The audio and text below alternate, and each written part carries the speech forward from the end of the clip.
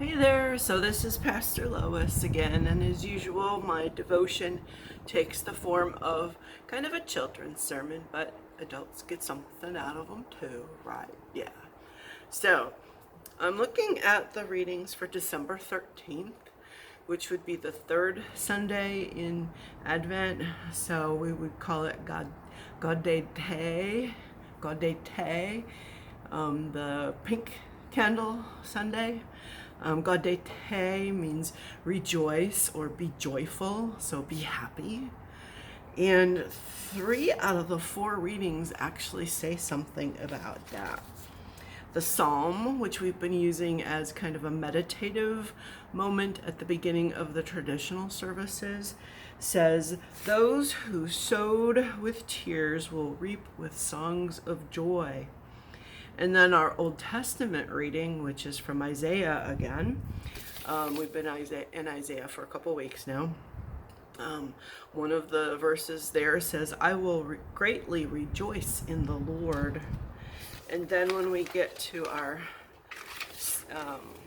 epistle or letter reading, it's from 1 Thessalonians, another letter of Paul.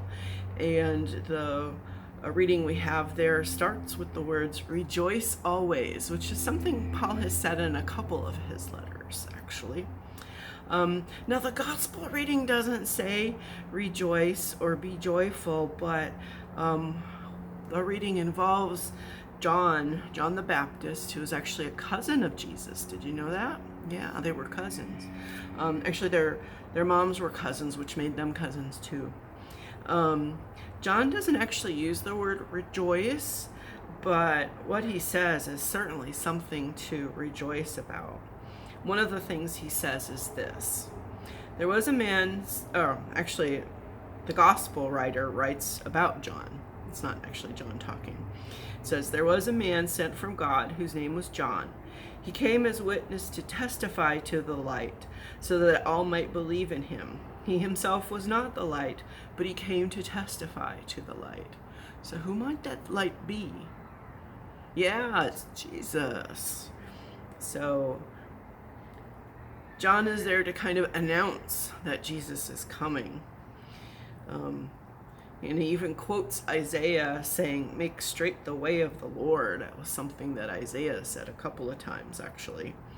Because we heard something similar in the reading from Isaiah for December 6th. He was talking about making straight the way of the Lord. So, again, all good things to rejoice about. The readings that actually talk about rejoicing.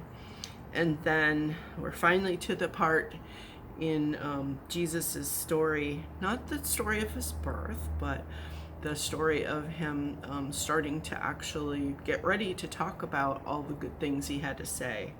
And that starts with John first announcing that Jesus is coming.